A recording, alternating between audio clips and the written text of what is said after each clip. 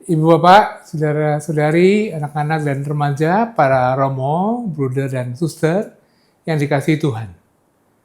Berjumpa lagi dengan Api Karunia Tuhan episode 36.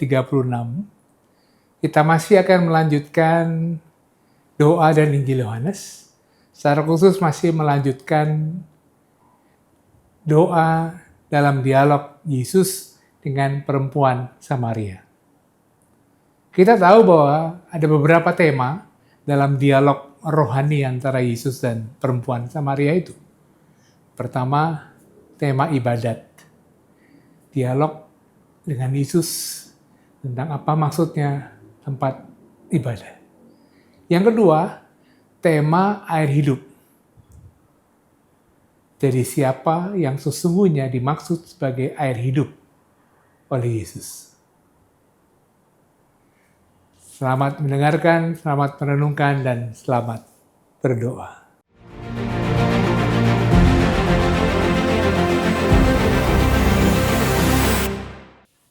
Saudari-saudaraku yang terkasih, kita sedang bercakap-cakap dengan tema Roh Kudus dan doa. Ada bermacam-macam doa, yang paling kita kenal tentu doa permohonan, doa syukur, doa pujian, dan sebagainya. Kita ingin mencoba melihat bahwa rupa-rupanya di dalam kitab suci, jenis-jenis doa itu bermacam-macam. Dan kita akan melihat, atau sudah melihat, beberapa teks dari Injil Yohanes yang sudah kita bicarakan, misalnya adalah kisah mengenai Nikodemus. Dan yang terakhir kita percakapkan adalah kisah wanita Samaria, yang merupakan salah satu model doa. Modelnya apa? Doa itu antara lain berarti dialog dengan Yesus. Dan lewat dialog itu, orang yang berdoa semakin mengenal Yesus. Itu sangat jelas di dalam kisah wanita Samaria yang dimintai dimintai air oleh Yesus. Kita sudah membicarakan itu.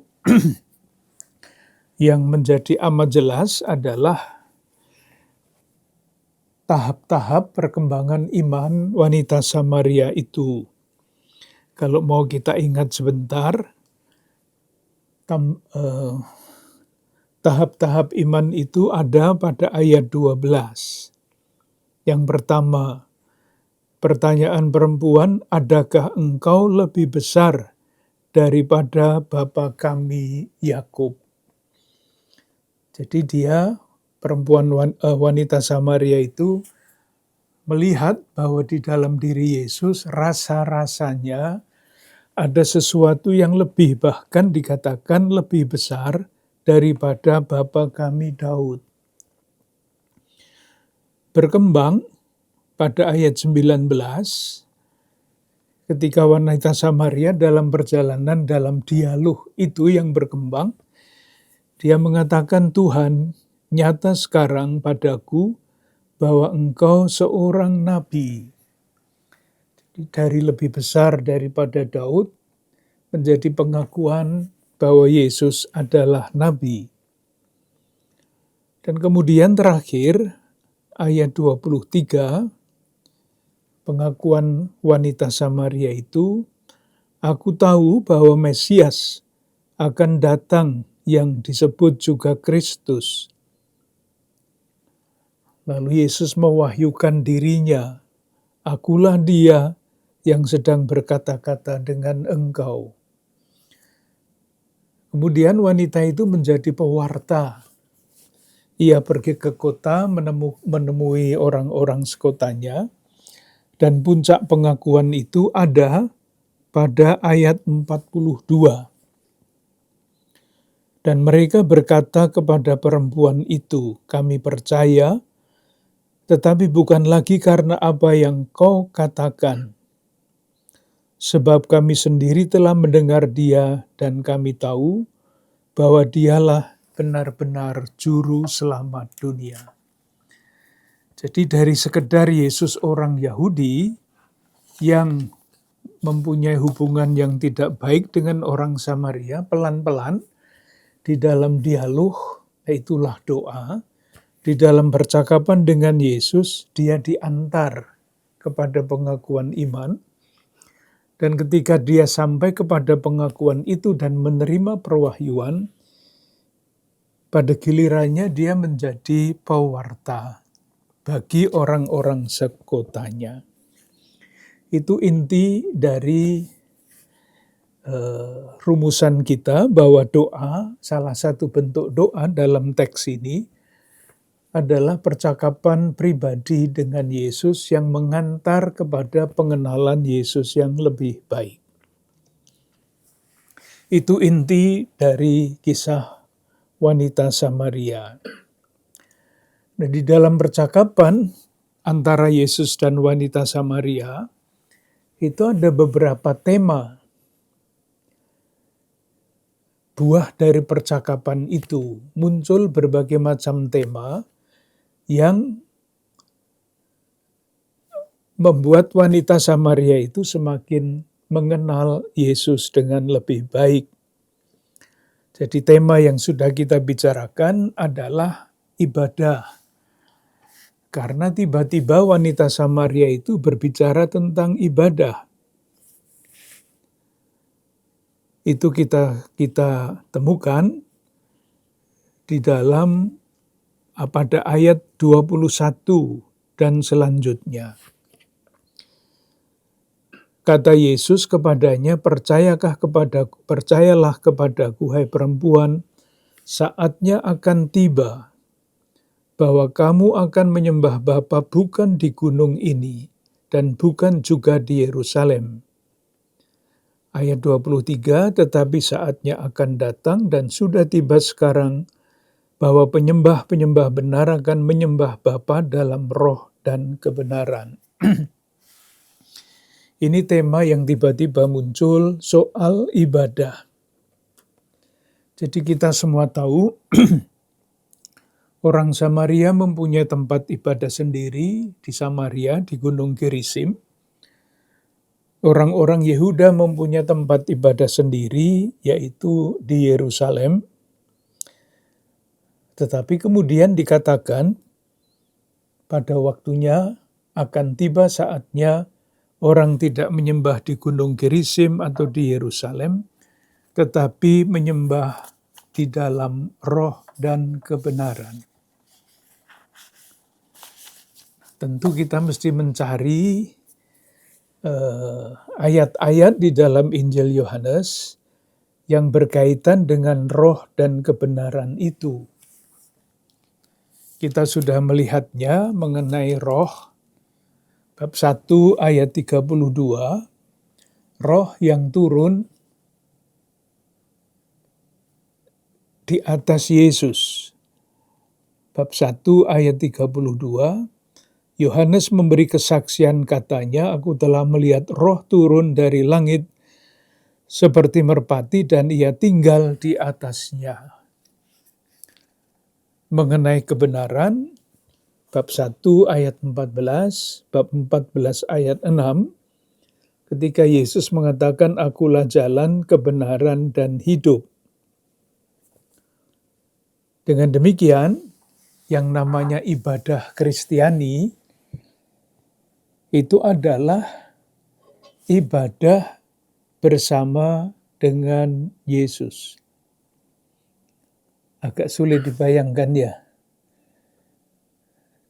Kalau kita beribadah kan secara nyata kita beribadah bersama dengan orang lain. Bersama keluarga, bersama jemaat dan berkumpul di gereja dan sebagainya. Itu tentu saja wujudnya. Tetapi di balik itu dalam iman, sebetulnya doa Kristiani atau ibadah atau doa Kristiani itu adalah ibadah bersama dengan Yesus dalam roh dan kebenaran. Kebenaran itu siapa? Kebenaran itu adalah Yesus. Roh itu siapa? Roh itu adalah Dia yang tinggal di dalam diri Yesus. Oleh karena itu menyembah di dalam roh dan kebenaran adalah menyembah Allah bersama-sama dengan Yesus. Dan menyembah Allah bersama-sama dengan Yesus itu seperti apa?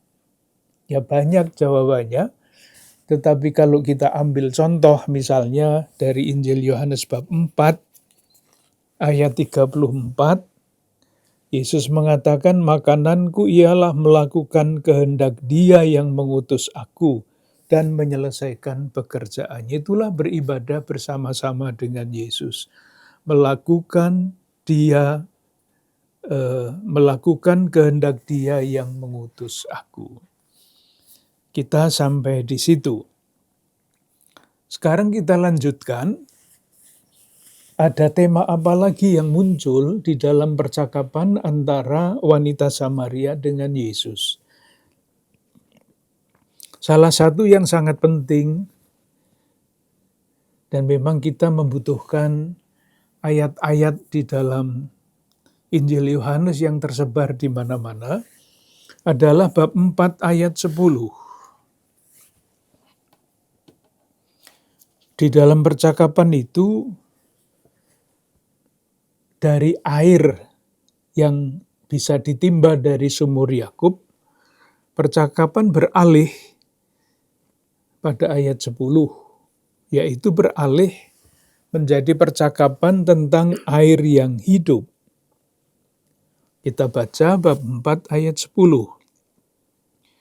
Jawab Yesus kepadanya, "Jikalau engkau tahu tentang karunia Allah, dan siapakah Dia yang berkata kepadamu, 'Berilah aku minum,' niscaya engkau telah meminta kepadanya, dan Ia telah memberikan kepadamu air hidup." Nah, pertanyaannya adalah, apa air hidup itu?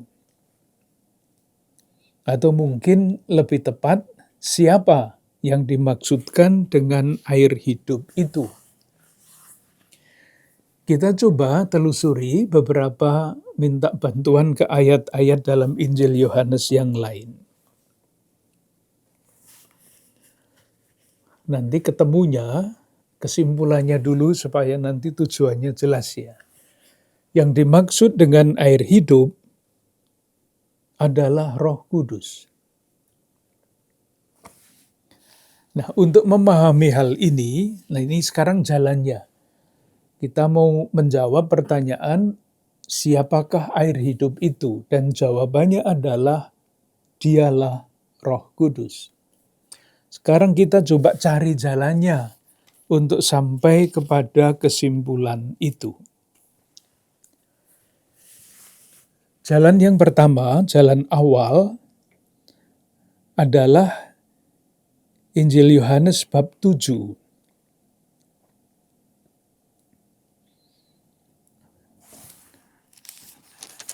Kalau mau langsung ke ayatnya, nanti kita lihat yang di sekitar ayat itu. Yang langsung ayat adalah ayat 37.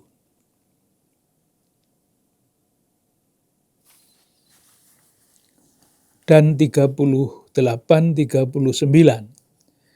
Dan pada hari terakhir nanti kita cari itu hari apa, yaitu pada puncak perayaan itu. Puncak perayaan itu apa? Yesus berdiri dan berseru, "Barang siapa haus," tentu berkaitan dengan air kalau orang haus itu, "baiklah ia datang kepadaku dan minum. Barang siapa percaya kepadaku, seperti yang dikatakan oleh kitab suci, dari dalam hatinya akan mengalir aliran-aliran air hidup." Air hidup. Nah, sekarang jawabannya, yang dimaksudkan ialah roh yang akan diterima oleh mereka yang percaya kepadanya. Sebab roh itu belum datang karena Yesus belum dimuliakan. Jadi konteksnya apa? Dikatakan pada ayat 37 pada hari terakhir, yaitu pada puncak perayaan. Ini perayaan apa? Jawabannya ada pada bab 7 ayat 2. Ketika itu sudah dekat hari raya orang Yahudi, yaitu hari raya Pondok Daun. Istilah yang tidak boleh dimengerti, artinya dicari di kamus besar bahasa Indonesia tidak ada. Yang dimaksud adalah pesta besar orang-orang Yahudi, seringkali juga disebut dengan istilah lain, pesta tabernakel. Pesta itu berlangsung selama 7 hari. Yang dipestai apa? Yang diperingati, yang disyukuri apa? Yang diperingati pada hari Pondok Daun adalah kesetiaan Allah memelihara umatnya ketika mereka berada di padang gurun. Dalam perjalanan dari perbudakan Mesir sampai ke tanah terjanji lewat padang gurun, mereka dilindungi, dipelihara oleh Yahweh, oleh Tuhan. Nah, untuk memperingati perlindungan atau pemeliharaan Tuhan ini, mereka merayakan pesta Pondok Daun. Nah, di dalam pesta itu yang dominan adalah simbolisme air dan terang. Nah, kalau pestanya sendiri, ini yang namanya pesta ya. Jadi orang-orang Yahudi membangun pondok dari daun, dan mereka berkemah dengan pondok daun itu di padang gurun. Terserah itu upacaranya memang seperti itu, tetapi simbolisme yang dipakai di dalam pesta itu yang dominan adalah air dan terang. Jelas sekali pada bab 7 ayat 37 khususnya ayat 39, aliran-aliran air hidup dikatakan yang dimaksudkan ialah Roh Kudus yang akan diterima oleh mereka yang percaya kepadanya. Roh Kudus yang diberikan di dalam kepada orang-orang yang percaya kepada Yesus.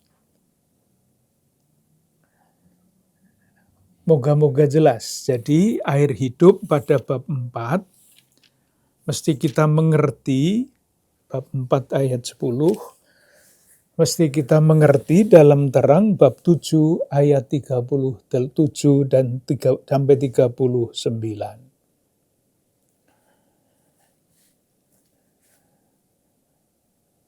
Yang berikutnya, warna dari air hidup itu.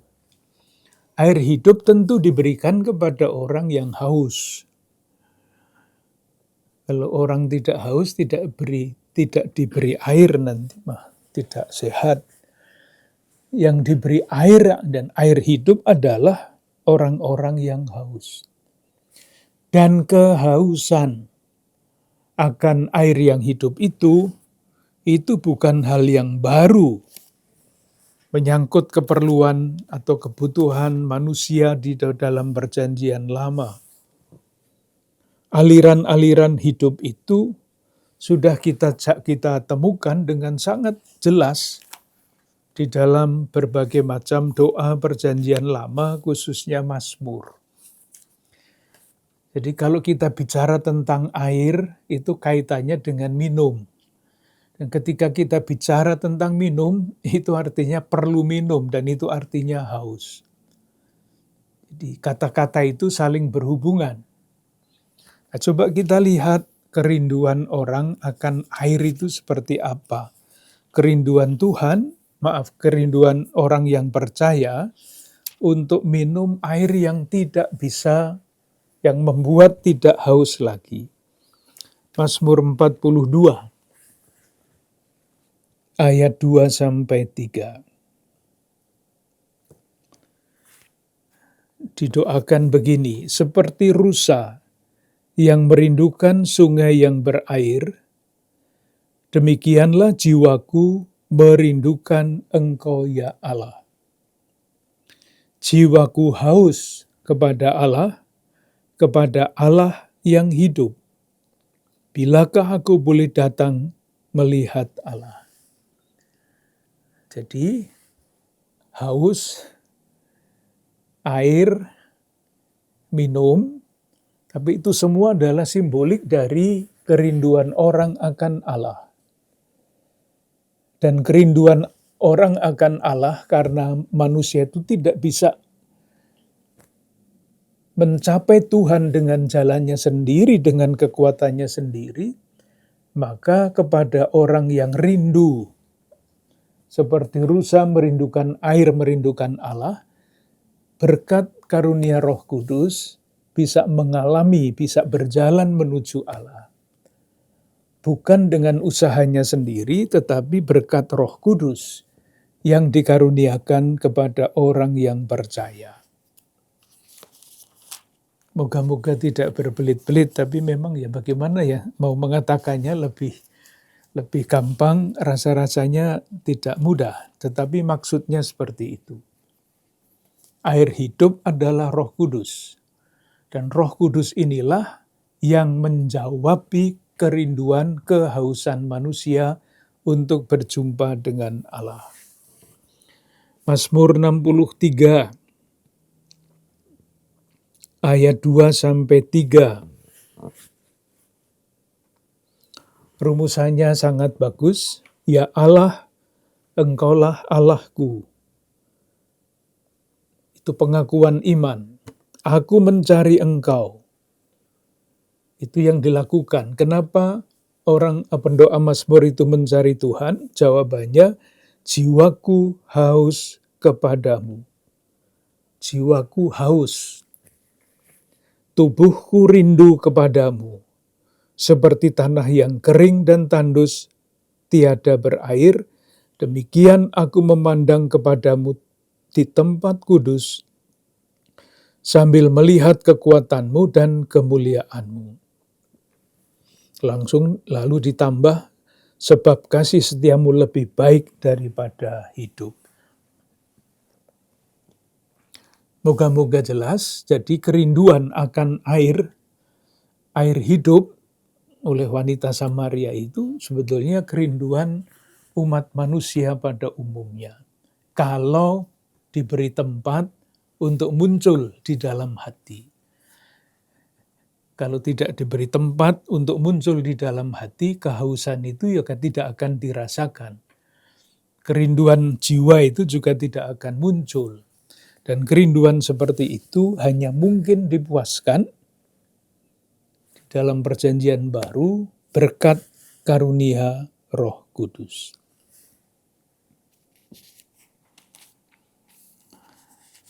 Kita kembali pada bab 7 Yohanes ayat 38. Kita coba dalami yang dikatakan di situ. Yohanes bab 7 ayat 38.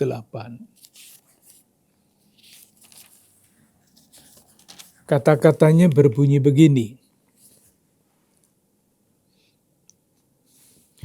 Barang siapa percaya kepadaku, seperti yang dikatakan oleh kitab suci, siapa yang percaya kepadaku itu artinya murid Yesus. Dari dalam hatinya akan mengalir aliran-aliran air hidup.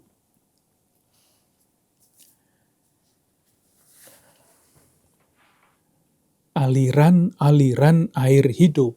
Ketika orang memberi tempat kepada Roh Kudus, air hidup itu, jadi air hidupnya ada di dalam hatinya, karena dia haus maka minum air hidup itu, buahnya adalah aliran-aliran air hidup di dalam dirinya.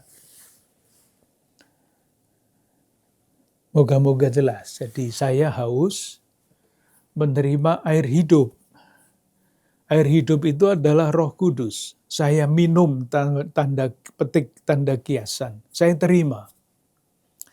Nah, kalau saya menerima air hidup yang adalah Roh Kudus itu, kehausanku, jiwaku yang haus akan Allah itu dipenuhi berkat anugerah Roh Kudus.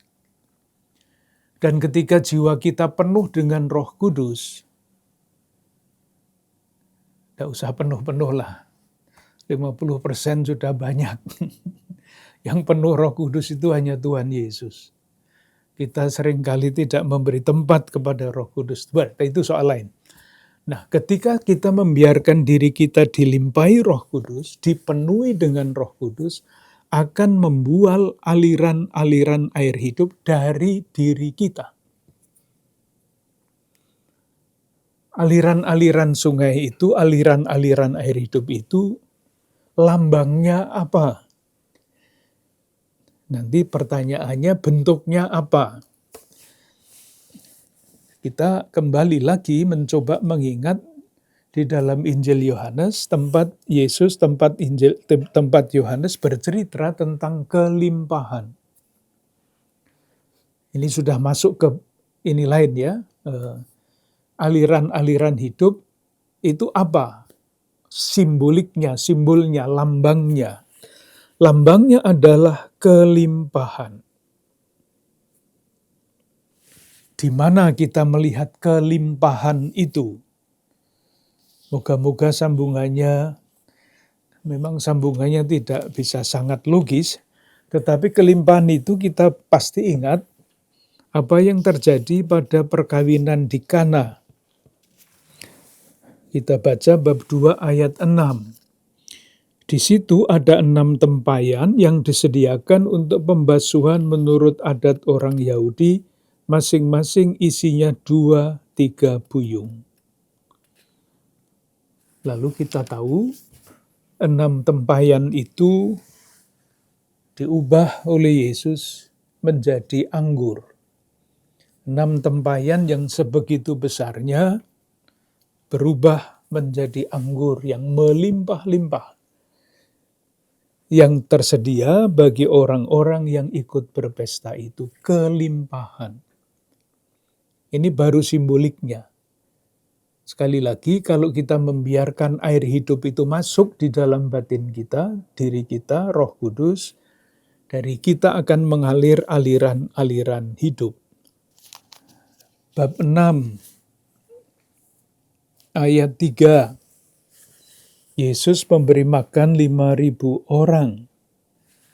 Bab 6 ayat 3. Dan Yesus naik ke atas gunung dan duduk di situ dengan murid-muridnya. Kemudian ada mukjizat, 5 roti, 2 ikan. Ayat 10.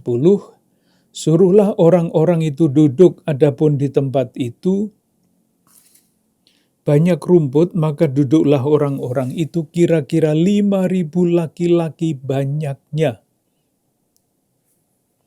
Mereka mengambil sebanyak yang mereka kehendaki, ayat 11. Lalu ketika dikumpulkan potongan-potongan itu, pada ayat 13, maka mereka pun mengumpulkannya dan mengisi 12 bakul penuh dengan potongan-potongan dari kelima roti jelai dan yang lebih setelah orang makan. Dimakan, sudah makan sebanyak yang dia inginkan, masih sisa sekian banyak. Kelimpahan. Itu kita ingat kisah penangkapan ikan pada bab 21 ayat 11. Penangkapan ikan sudah diceritakan, lalu ayat 11, ayat 10, kata Yesus kepada mereka, bawalah beberapa ikan yang baru kamu tangkap itu. Simon Petrus naik ke perahu, lalu menghela jala itu ke darat penuh ikan-ikan besar. 153 ekor banyaknya. 153, sempat-sempatnya menghitung ya, mungkin yang kecil-kecil tidak dihitung itu banyak sekali. Tetapi maksudnya tidak usah ditanyakan ini kok bisa menghitung 153. Salah satu jawaban yang paling sederhana adalah inilah lambang dari kelimpahan. Jadi urutan gagasannya moga-moga dapat ditangkap. Pertama tentang air hidup, pada bab 4 ayat 10, dijelaskan pada bab 7 ayat 37-39, air hidup itu adalah Roh Kudus.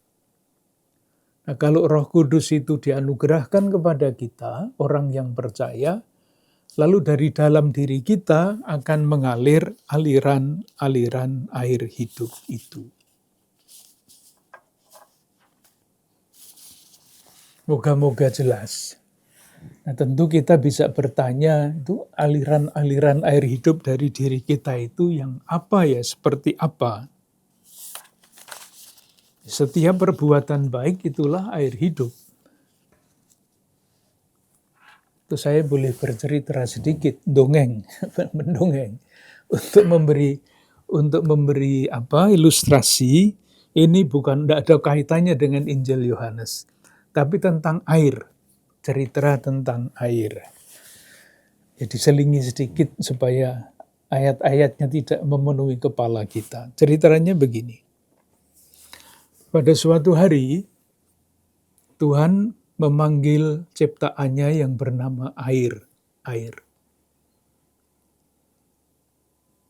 Tuhan bersabda kepada air itu, air, ciptaanku, kamu mau saya beri tugas, sulit tetapi mulia.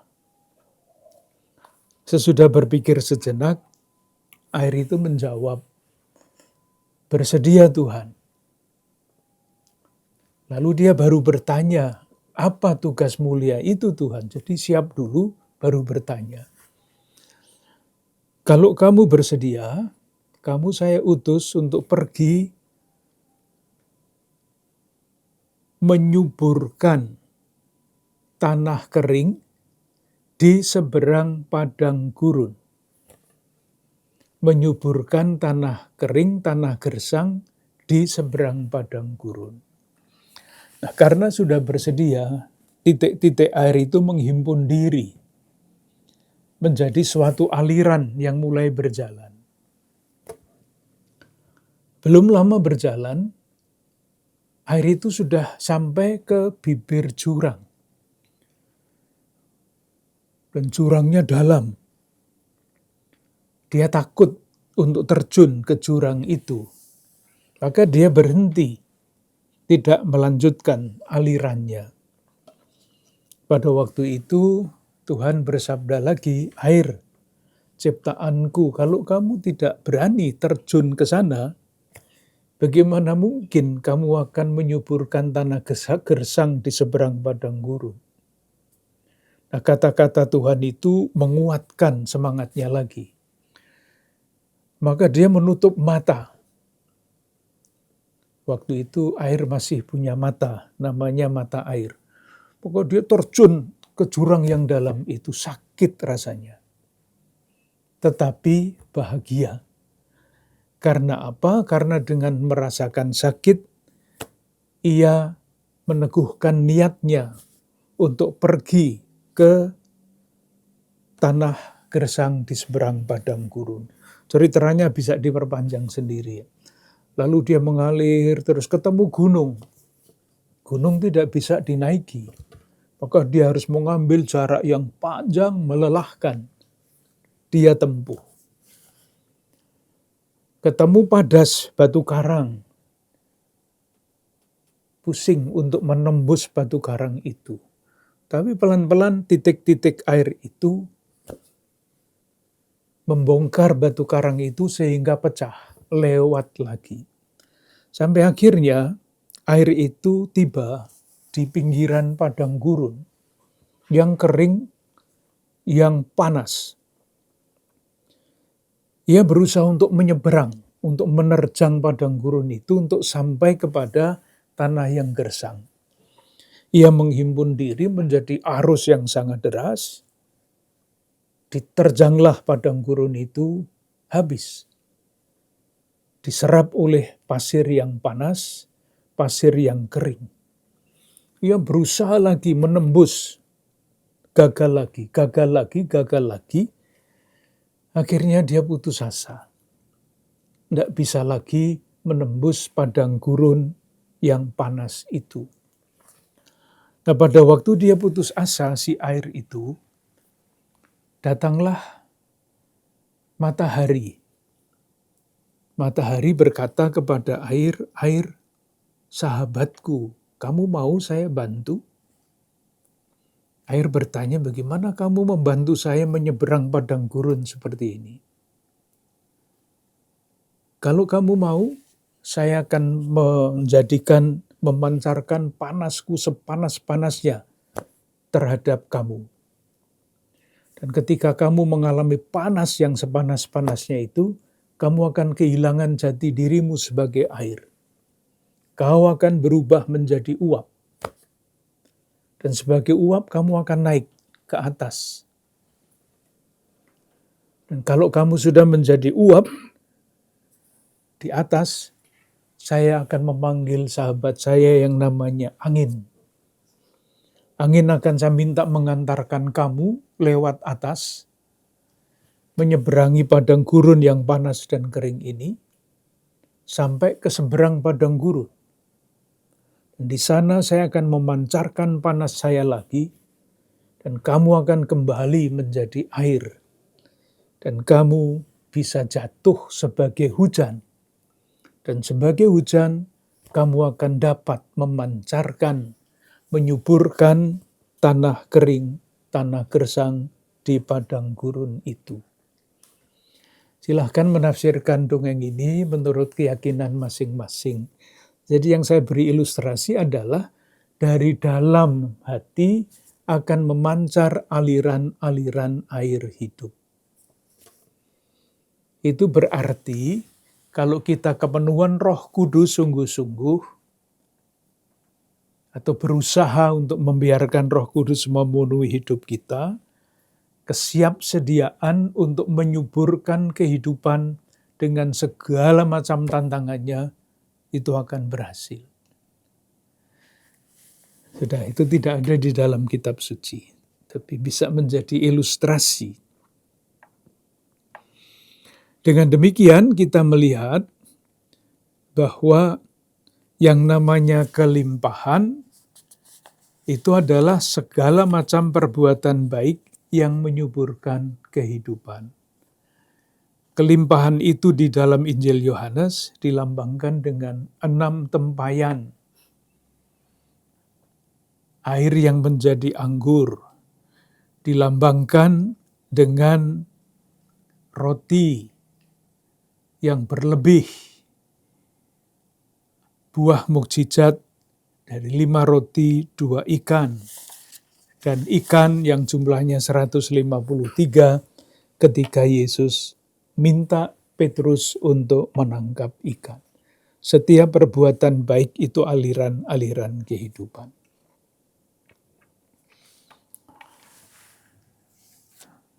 Unsur lain kita masih pada bab 4 ayat kisah mengenai orang Samaria. Selain air hidup, di dalam kisah ini kita juga menemukan tempat ibadah, masalah ibadah yang tadi sudah kita singgung. Menyembah, ayat 19 bab 4.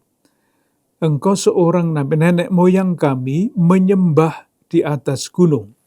Menyembah. Menyembah di dalam roh dan kebenaran. Jadi di Gunung Gerizim itu ada genisah, di Yerusalem ada genisah, maka jalan pikirannya, menyembah Allah dalam roh dan kebenaran, itu adalah menyembah Allah dalam kenisah. Tetapi kenisah yang baru. Sekarang hubungannya kenisah dan air. Kita tadi kan ngomong tentang air hidup. Bab 4 ayat 10. Sementara pada bab 19 muncul menyembah Allah. Di Kenisah Gunung Gerizim, di Kenisah Yerusalem, dan di Kenisah yang namanya adalah roh dan kebenaran. Kita mencoba melihat, adakah nih cara berpikir Alkitabiah menghubungkan gagasan yang muncul. Apakah gagasan yang muncul itu ada hubungannya dengan gagasan yang lain yang muncul di sini? Jadi, konkretnya gagasan tentang menyembah Allah di Kenisah pada ayat 19 dan air yang dibicarakan pada bab 4 ayat 10. Moga-moga langkahnya tidak meloncat terlalu jauh atau terlalu tinggi. Kita dibantu untuk menemukan kaitan itu di dalam kitab Nabi Yesekiel. Kitab Nabi Yesekiel, bab 47.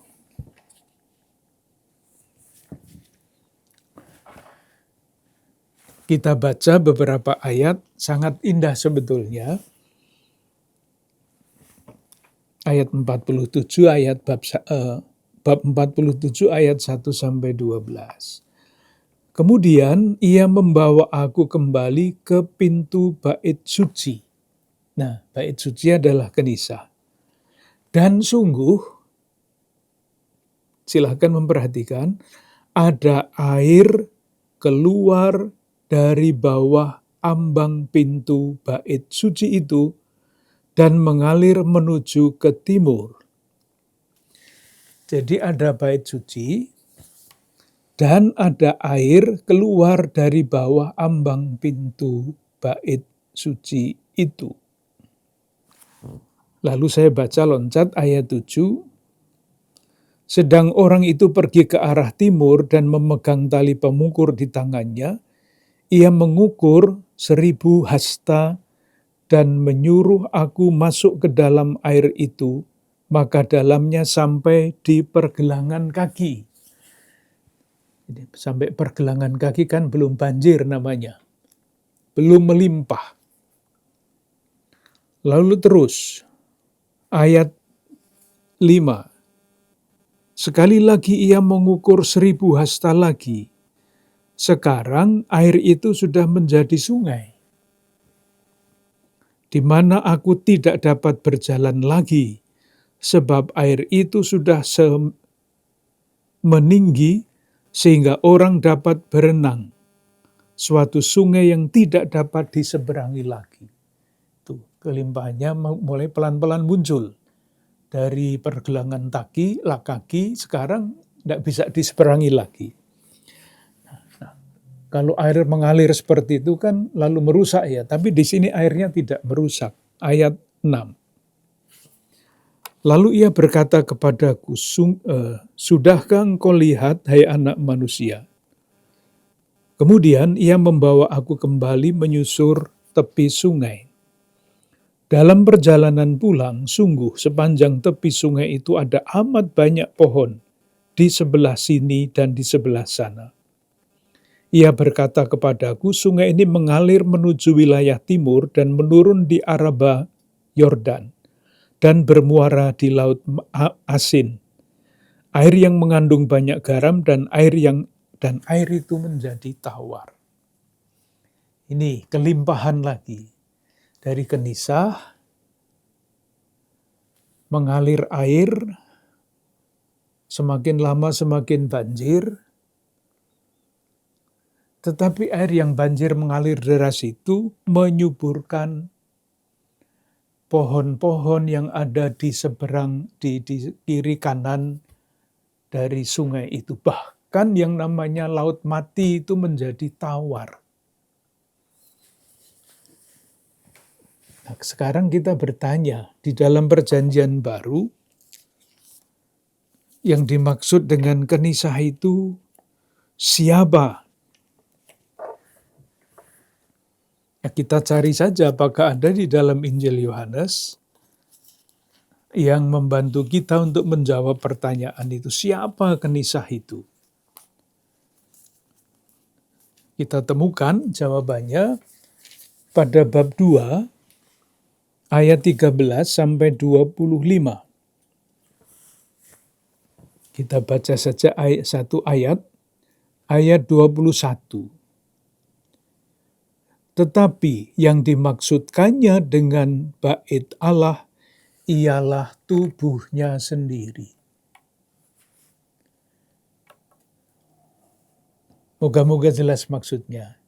Jadi menyembah dalam kenisah Gunung Gerizim, Samaria, Yerusalem, Yehuda, menyembah dalam roh dan kebenaran.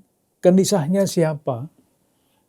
Kenisahnya bab 2 ayat 21.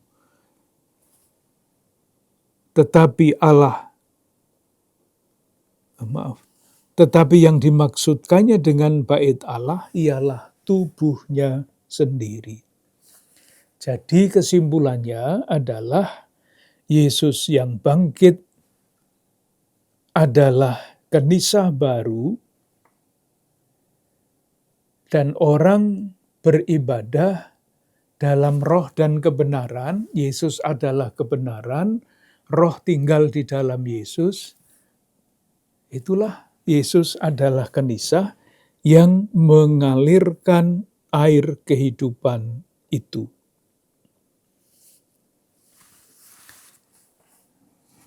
Moga-moga tidak terlalu sulit menghubung-hubungkannya. Kalau mau lebih lengkap, ilustrasinya mulai dari bab 2 ayat 19.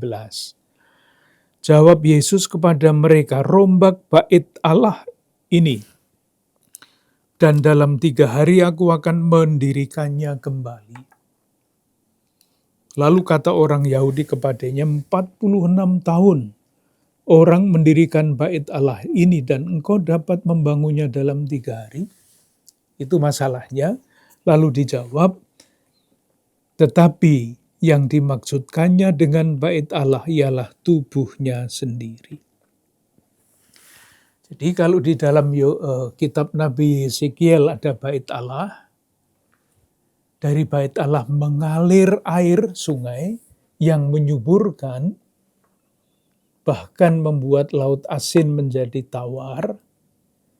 Nah, di dalam perjanjian baru, pemenuhan nubuat kitab Nabi Yeskiel itu, Yesus itulah bait Allah yang mengalirkan air kehidupan. Dan air hidup itu adalah Roh Kudus yang juga dialirkan ke dalam diri kita. Mungkin satu ayat lagi bisa dilihat, bab 4 ayat 23 sampai 24.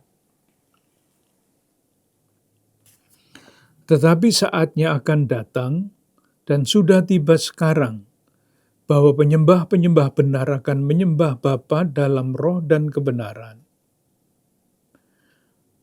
Bapa mengendaki penyembah-penyembah demikian. Allah itu roh, dan barang siapa menyembah Dia harus menyembahnya dalam roh dan kebenaran.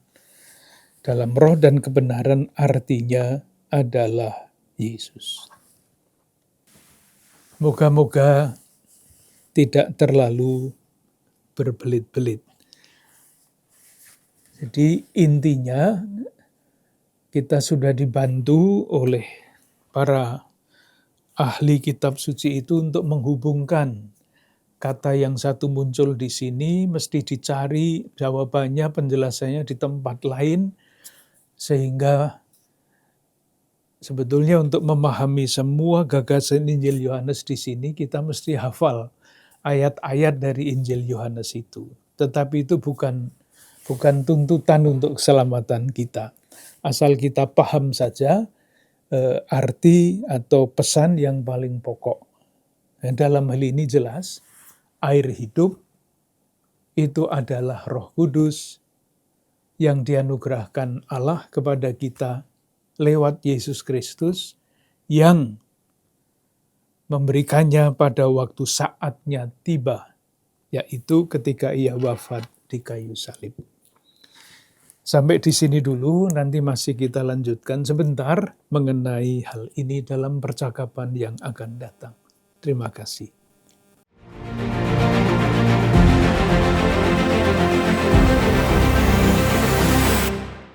Dalam Injil Yohanes, gagasan air hidup menjadi simbol dari hidup baru yang dianugerahkan oleh Roh Kudus. Telah dikisahkan bagaimana perjamuan perkawinan di Kana, lalu Yesus mempergandakan roti ketika dia mengajar di bukit, 5.000 laki-laki sisa dengan banyak bakul. Bagaimana Petrus diminta untuk melebarkan jala dan menangkap 53 ikan dan jala tidak putus. Simbol-simbol kelimpahan. Saudara-saudara yang terkasih, hidup di dalam Roh. Bila kita dianugerahi Roh Kudus, kita akan dianugerahi juga hidup yang berkelimpahan. Hidup yang berkelimpahan untuk orang lain, khususnya bagi mereka yang menderita dan membutuhkan. Semoga kita dianugerahi karunia Roh Kudus agar melalui hidup kita juga mengalir air-air kehidupan. Melalui hidup kita mengalir kebaikan-kebaikan kepada orang lain, khususnya pada yang miskin dan menderita. Kita mohon rahmat Tuhan agar kita senantiasa dikaruniai Roh Kudus untuk kita jadikan berkat bagi banyak orang. Semoga Allah yang Maha Kuasa memberikan kepada kita, keluarga dan komunitas kita, karunia kesehatan, sukacita dalam iman, kegembiraan dan perlindungan dari Tuhan yang Maha Kuasa, Bapa, Putra, dan Roh Kudus. Amin. Terima kasih, sampai jumpa.